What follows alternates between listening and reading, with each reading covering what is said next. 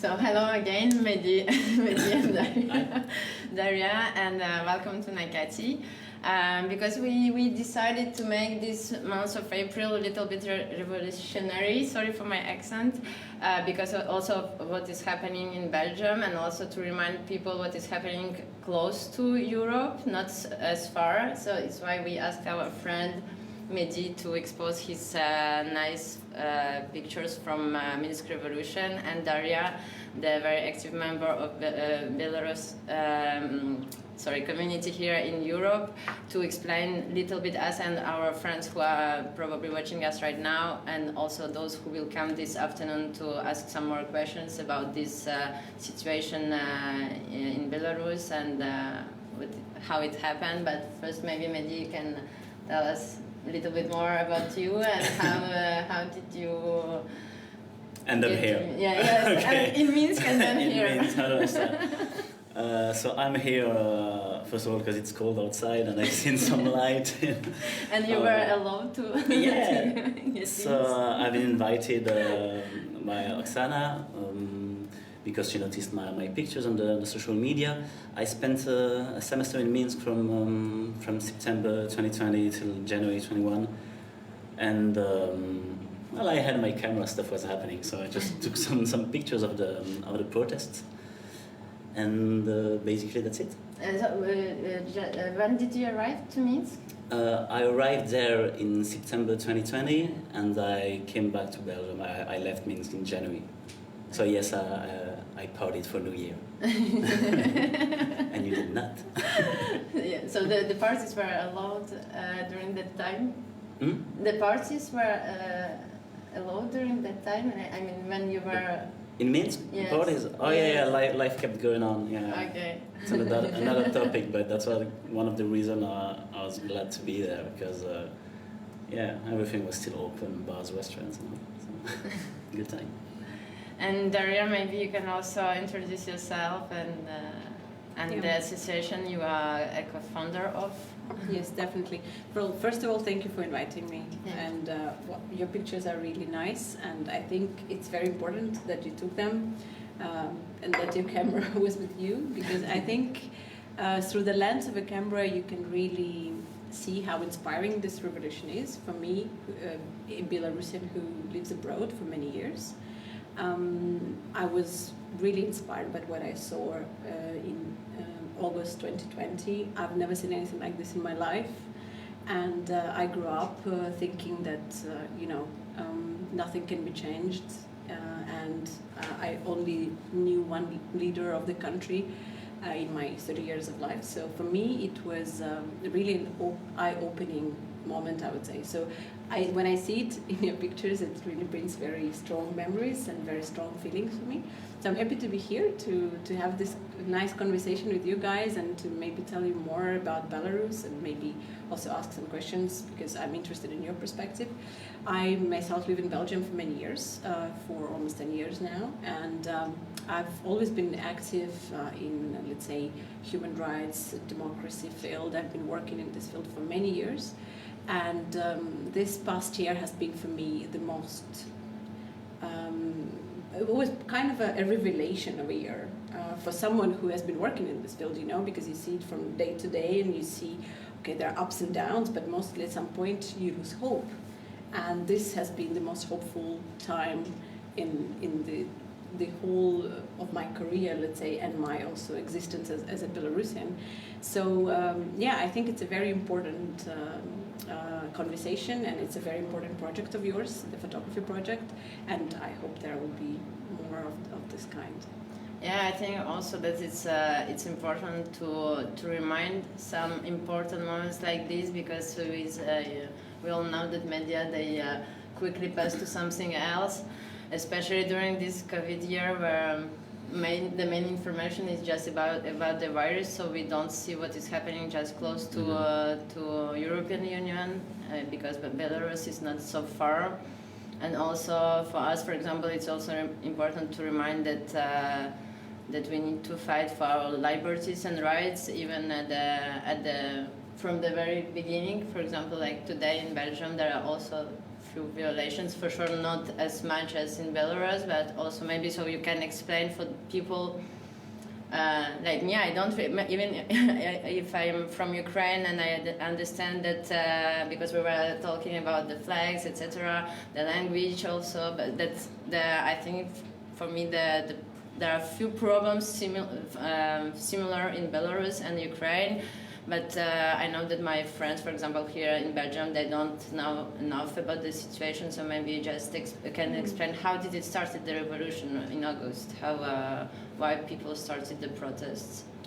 Yeah, I think it's something that has been coming for many years, as you can see. For example, Mehdi spent quite some time in Belarus as well, and since you study Russian, also I guess you also have access to some information in Russian. So there are so many questions like language or flag or identity that are here at the intersection of this issue, right? So for me, of course, many people bring up Ukraine when they speak about Belarus.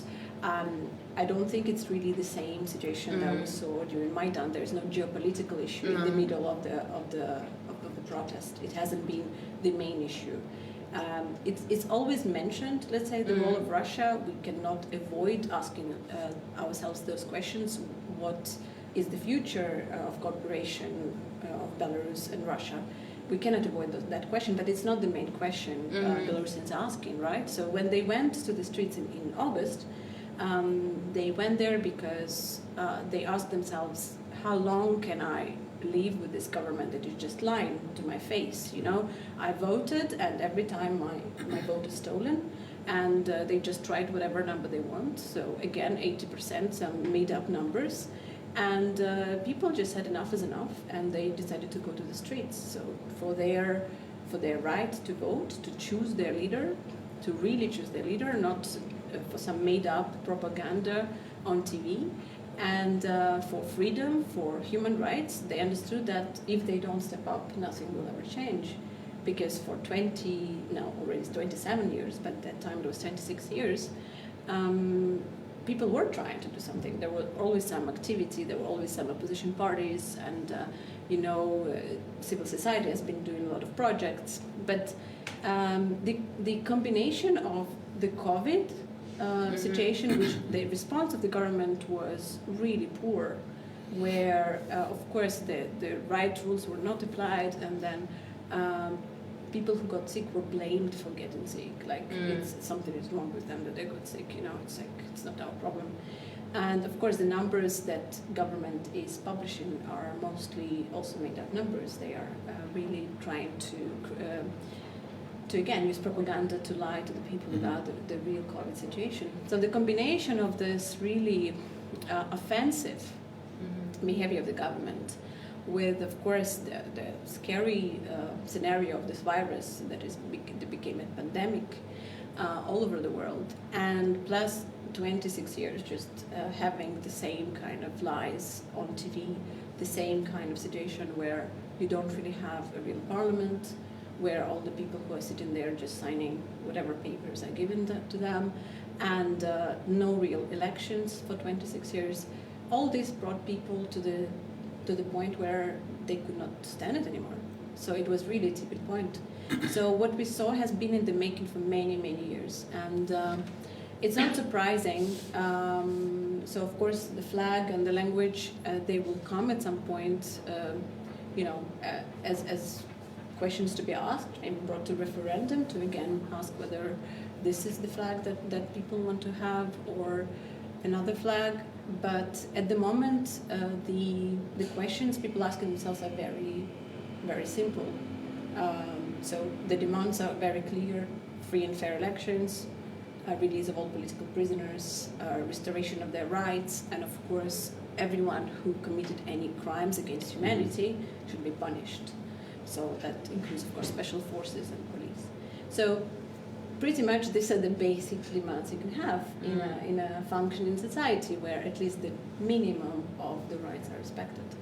So I would say that this is why people started protesting in August. But you were there. I don't know what you think about the behavior of the people, what you saw through your lens of the photographer.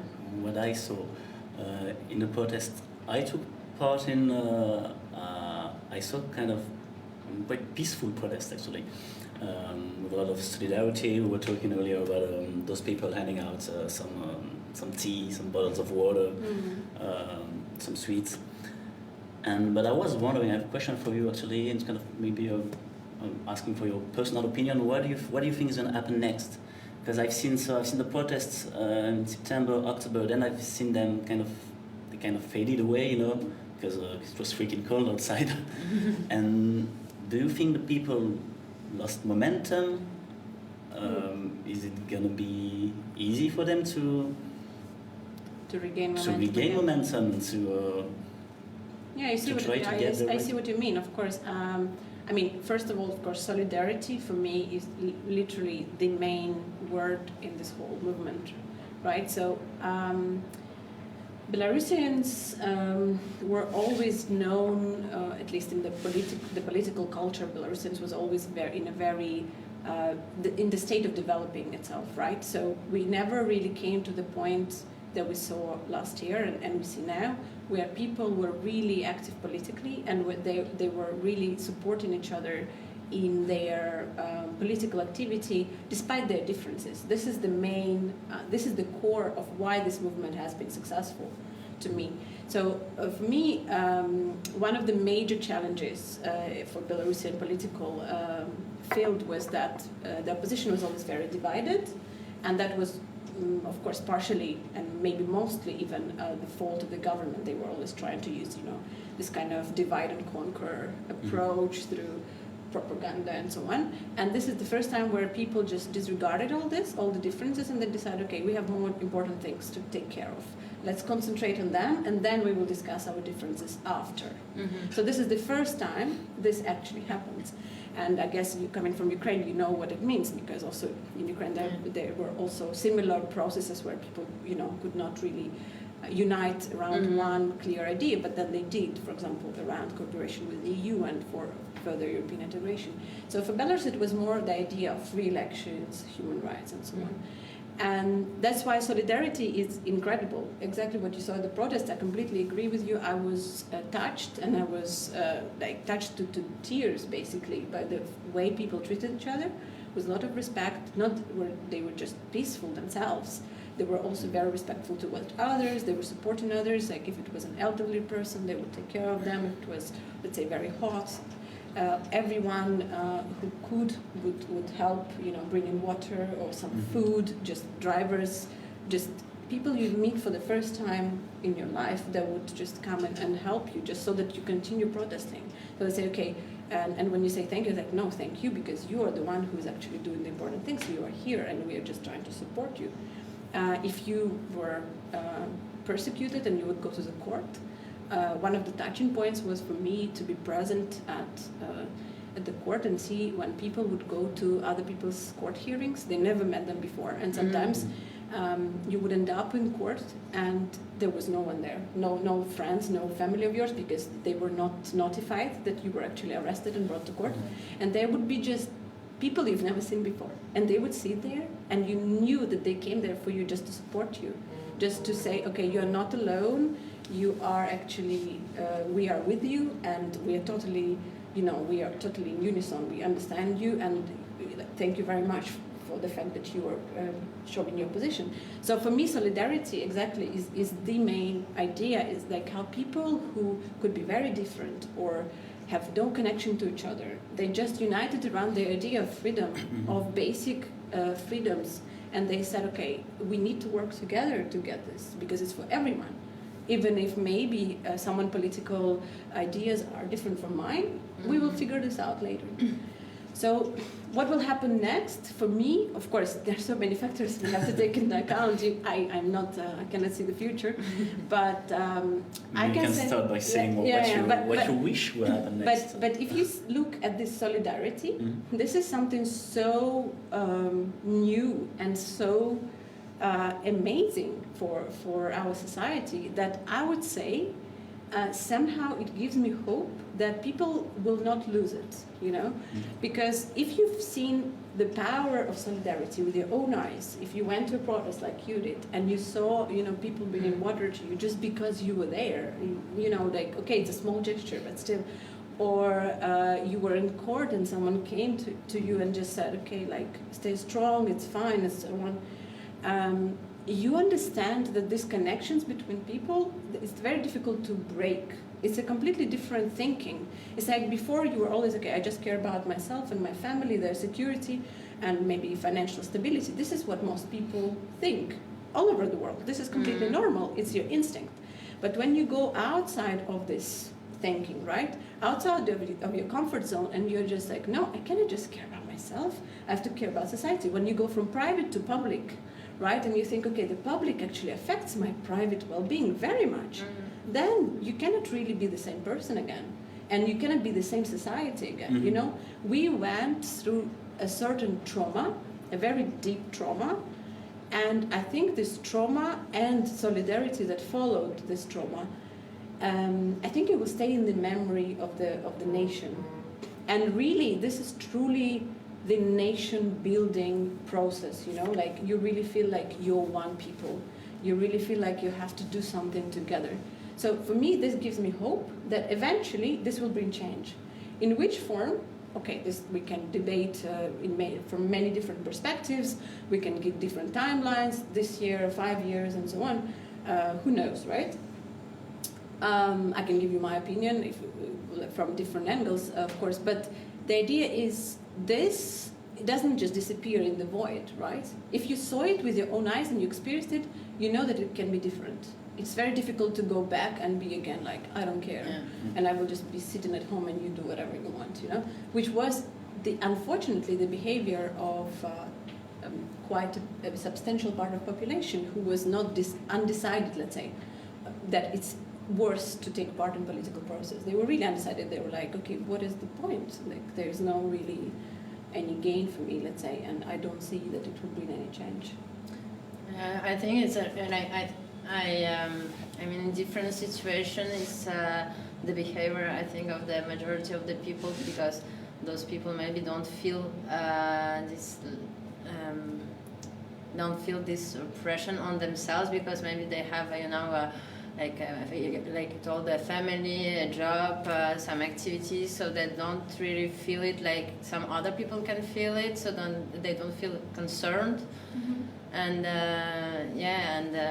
maybe, but it's I think it's important also to understand that what happens to others can one day happen to us, and exactly, and to try to protect it from the beginning. So it's kind of this idea of they versus us, right? At some point you stop separating it, because what I think, I don't want to praise government, but what government did, practically they helped people to come together, because they started persecuting people to the left and to the right without any, you know, reason. You would walk in the street and you would get arrested, and then you would think, what, they were right, it's not correct, you know, and then of course you would not just stop doing what you were doing. Of course, when you are persecuted so randomly, and you were, as you are saying, you were a person who were just, you know, taking care of your family and kind of detached from the political field, then you realized more and more how important it is, and that anyone, literally anyone, can be targeted. And this is what happened, because at this point in time we are speaking about tens of thousands of people who went through the detention, right? And just to let you know what it means, it's a horrible experience. Whatever happens to you, hopefully nothing really, let's say, physically painful. In any case, it's a traumatic experience on different levels. So we're talking about, let's say, 40,000 people being detained, around between 30 and 40,000 people being detained since August overall, right? So some of these people, let's say, they got a fine, some people got detention, and some of them, unfortunately, didn't leave the prison, so they became political prisoners. So all of these experiences are horrible, because at all the stages of this, your procedural rights, your rights according to criminal code or administrative court, according to the laws of the country, are completely violated. your family doesn't know where you are, you're not given a lawyer, you don't know what's happening with you, you don't know which article they are charging you with. You're just in a complete void and you're completely helpless. They can do anything to you. So in worst case scenario, unfortunately, many people were tortured. So there are, I think now, human rights defenders are saying that it's around 1,000 cases of torture, which is a crazy scale for any society, but especially for a society in the middle of Europe that is supposed to be, you know, adhering to certain values and supposed to recognize human rights, and is actually one of the founding members of United Nations. So it's just something, you know, it's just something, it blows your mind because it seems so unreal. But these are real stories, and these people, they came out, they're very brave. They even went to the investigators and they said, I was tortured and I want these people to be punished, you know, and of course no one was punished so far, which is horrible injustice. You know, the scale of injustice is just so heartbreaking, because when you think about it, that it might happen to you or your family member, it's something horrifying. But these people didn't stop, you know, they still are protesting in some different formats. It's true that you cannot see those huge, beautiful marches that you also have in your pictures, but you have smaller protests, you have activity in digital space, you have a lot of, let's say, diplomatic activity where people write letters, you know, also to European politicians and so on. So now, of course, the horrible truth is that today we have over 350 political prisoners in Belarus, and we're speaking about the country of a bit more than 9 million people. It's a very big scale of persecution if you look at just at the numbers. If you start looking at the stories and what it means, it's even worse. You know, it's like it's a psychological and physical torture. It's violation of all of your rights. There's no hope really for those people when they are there. Who are we talking about here? Political opponents, journalists, random citizens? Exactly. They could be anyone. You're completely right. It could be a person like you. So luckily, okay, you're a foreigner. That is partially it protects you. But I wouldn't I wouldn't discount completely that a foreigner cannot be imprisoned in Belarus. I know cases where foreigners were imprisoned. So indeed, it's people, for example, who wanted to cover protests. People like you, for example, a journalist or even a photographer. So it could be a photographer working with a newspaper, so it would be his job, or even someone just who was taking pictures. Anyone with a camera is actually targeted by the police because they're seen as, okay, they are promoting this, right? They will post pictures online, and pictures people will see this is happening, and they will also put it in a positive light. Okay, it's nice, people are fighting for democracy. They don't want that. So of course, some of the craziest criminal cases now in Belarus are against journalists. So there are two ladies who work for Belsat. It's one of the channels, Belarusian independent channels that is based in Poland. Katerina Andreeva and Darya Mustafayeva. So they're both now in prison, and they are supposed to spend their 2 years in a proper prison for doing their job, just for the fact that they were at there were several protests, but this case in particular is about one protest, which is it cannot even be considered properly a protest. It was a vigil. So one of the peaceful protesters was murdered, and people gathered to pay tribute. So they just brought flowers and candles. And these ladies, they were doing a live stream. So for example, partially what we're doing now, they were making a video. So for something like that, they went to prison for 2 years, just because they took their cameraman, and then he was filming, and it was live, and that was qualified as organizing of a protest. They didn't organize anything. They just were doing their job. So it's not just illogical. It's some sort of a Kafka-esque,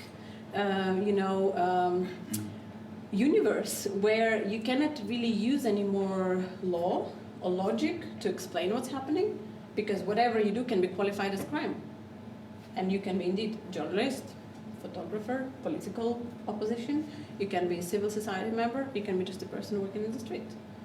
So. might be interesting to note that the internet was actually blocked. The mobile data on Sundays. Yeah. Sundays, which were the days day on which the biggest protest happened. Yeah, so Maybe to avoid live streams and it is one of gatherings the, and indeed. avoid people communicating with each other. Yeah, Any thoughts? Maybe any words on the media used? For example, any thoughts on Telegram and on the government's media? Mm-hmm. But I think this shows how internet is very important, right? So if we see that internet was one of the first things that they used as a tool to stop people from communicating immediately. So maybe you know, on the 9th of August, when people came out first, right after the election results, well, they were not really announced, but the first, preliminary results were announced. The internet disappeared for 2 days. It has never happened before. You couldn't use any internet, neither in your home or your mobile phone. There is the only way was to install special application that would place you not in Belarus. So the IP address kind of application. So as long as you were based in Belarus, they would block your internet. So we had no idea what was happening. It was very scary because you knew that people were protesting, you could see it, you could hear it, and then suddenly it's a complete void, information void.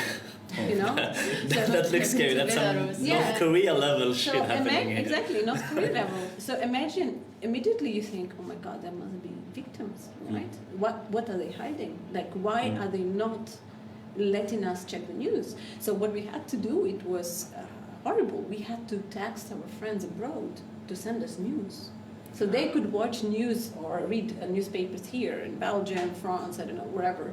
And they could send us text messages, only text messages. They couldn't use, internet or anything. It's like, yeah, I saw this newspaper, so they say so many people were protesting. Like, this is the only information we could use.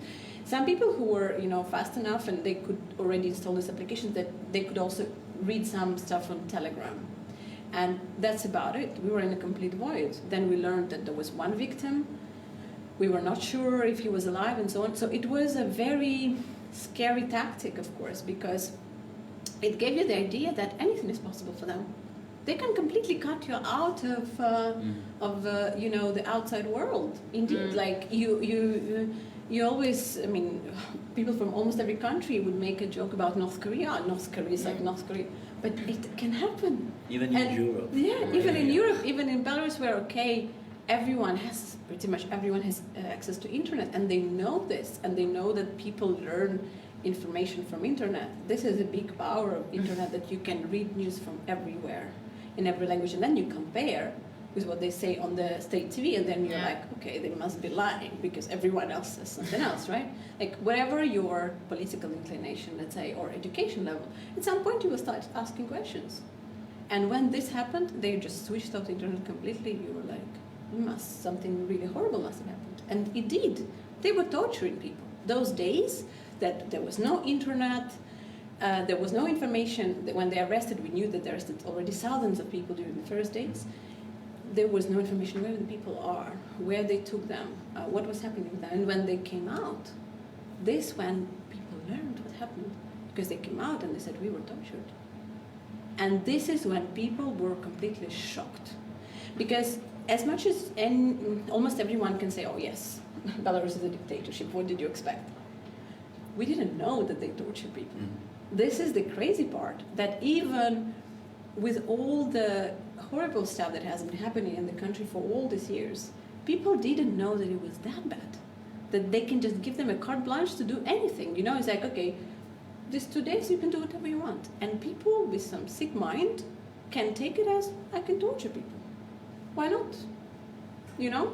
So this is the crazy extent of violation of not just idea of rights, but any possible hope that you can be taken as a human being, even if you have another political position. Just the fact that these people had another political position was taking them, the enemy, I can do anything to them. I can torture them physically, psychologically, I can throw them in prison for as much as I want. I was told by my boss that I can, so why not? So this is what people learned And this is the power of information. And the moment people came out and they started saying, it was all over the news. Independent news, obviously, not state news on TV, but it was everywhere. You could read it everywhere, and people were just shocked, completely shocked. And this is when the response, the solidarity response came, where it started with the women movement, which I think is one of the also the most inspiring parts of this movement is the women's movement. So when they came outside on the 12th of August in several cities, larger cities of Minsk and also other cities of Belarus, and they went out wearing white with flowers, and they were just standing there. They didn't shout slogans, they didn't really do anything at the beginning, let's say, because they were also terrified because they knew what could happen to them. But it was a moment of revelation, because when they were not arrested, at least not all of them, it kind of gave people this, motivation to go out in the street again and show like, no, you cannot just terrify us with torture and we will stop. We will not stop. And this was, for me, was a very touching moment to show how actually courageous people are. When you actually know what can happen to you and you still do it. You still know that your ideas are more important than what can happen to you. And this is, for me, it's something amazing. And that's why people realize it's bigger than them, and so they have to. Exactly. There are some things that are bigger than you.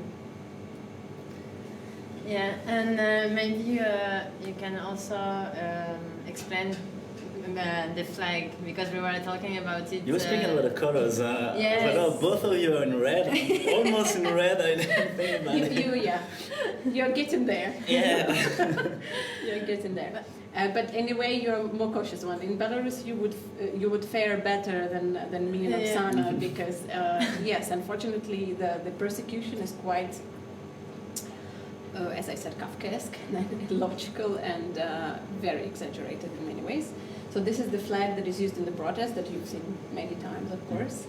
And this is the historic flag of Belarus that is now, they're trying to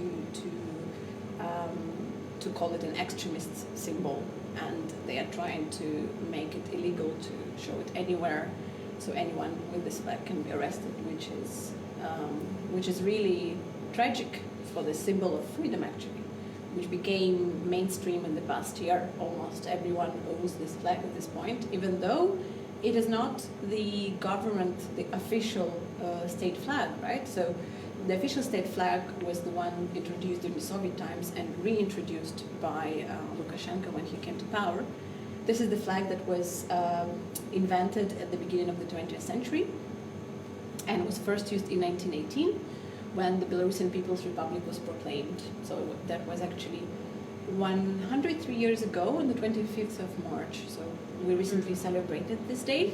We celebrate it annually. It's our Freedom Day or our Independence Day that everyone gathers on. And this is the flag that was chosen by the movement in various versions. You see people just carrying the flag or wearing ribbons. Like I love this picture of the lady with white hair and she wears a red. It's our favorite. Yeah, it's very beautiful. People are very creative the way they use these colors, or wearing a red dress and then a white cardigan.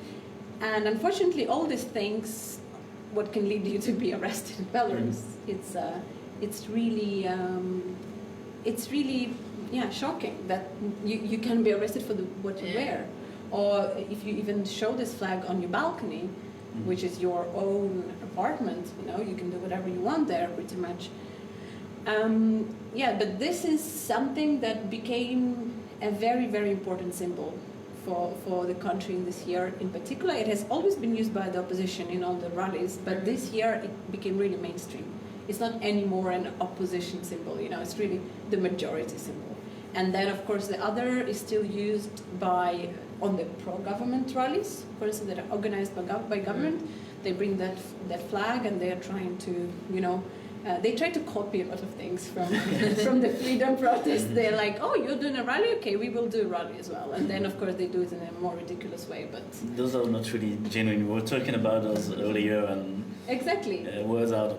Those people actually paid to Yeah. to walk around with the old flag. Yeah, but that's the thing. When you are paid to do it, and when it's not genuine, it's not authentic, it looks ridiculous. I mean, you can see that they just kind of did.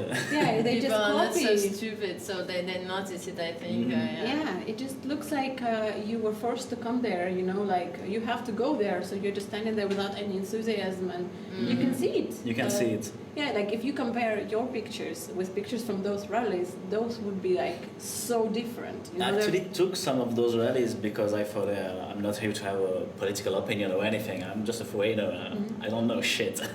And so I thought, yeah, I'll cover this too. But the pictures were very flat. There's no emotions at all. Just people walking around and singing. You know.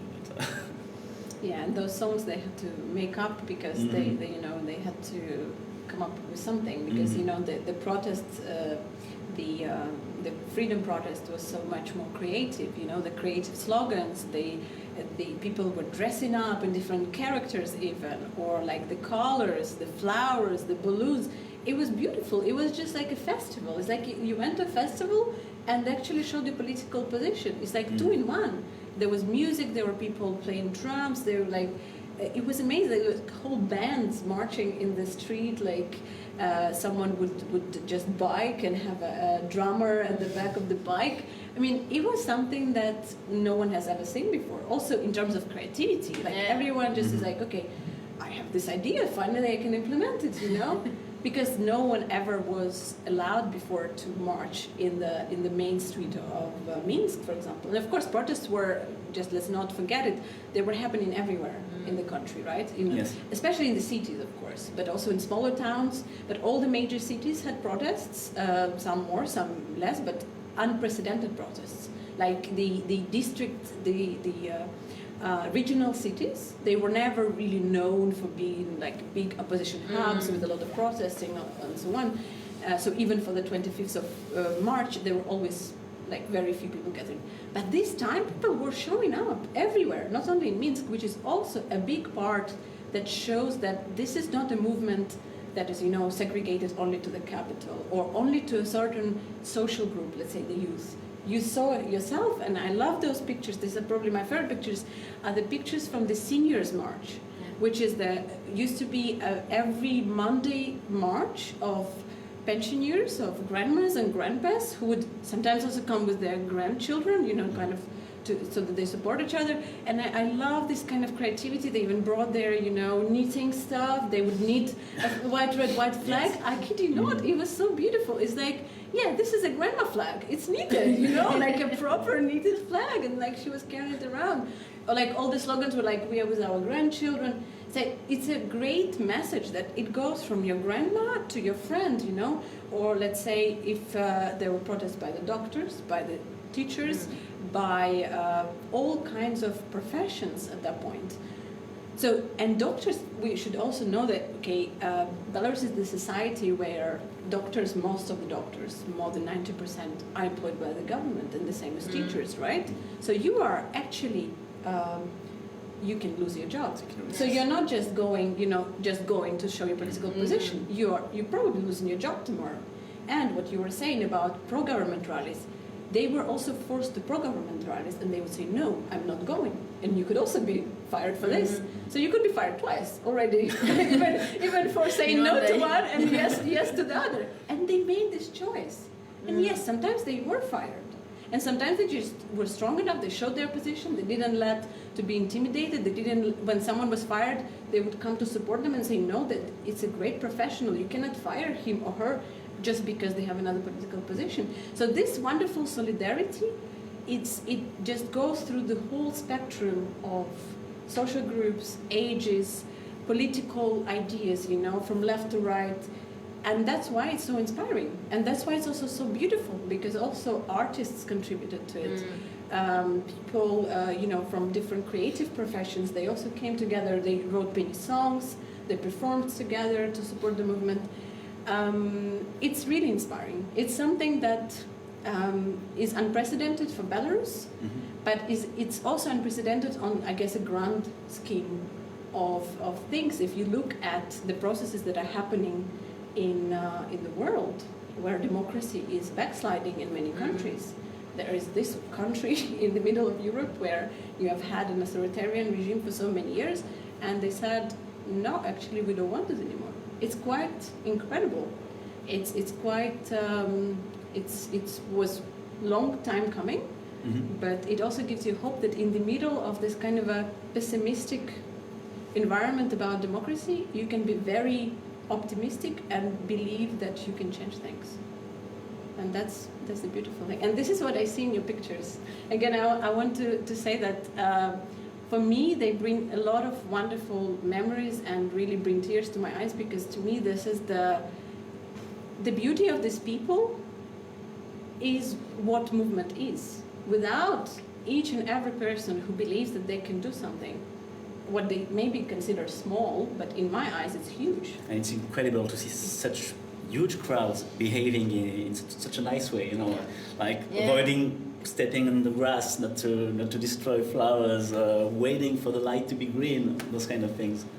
And that just brings strength to their position. I think the fact that they're not here just to... In a polite way, peaceful way, yeah, that's true. And also, it's what we also liked on these pictures and during this revolution is, as you told, is the difference between the age difference, the social difference, maybe. That it was really, you feel that it's the whole population. It's not just one type of population or another. It's all united, and I think it's. What every country which is fighting for its rights needs to do is just to unite and fight every day, even if it's not even if it's on different scales in different countries. It's important to fight every day for the freedom. Yes, for sure, and I completely agree. Belarusians are known for this. Well, the protest itself is peaceful, which is a beauty of it as well. Of course, it's a major philosophy of this protest as well, that it should remain peaceful, and because all the demands are very peaceful and basic rights and so on, and the fact that people are so respectful of each other, right? And this famous Belarusian, let's say, love of order, like you don't want to leave rubbish after the protest. This is like.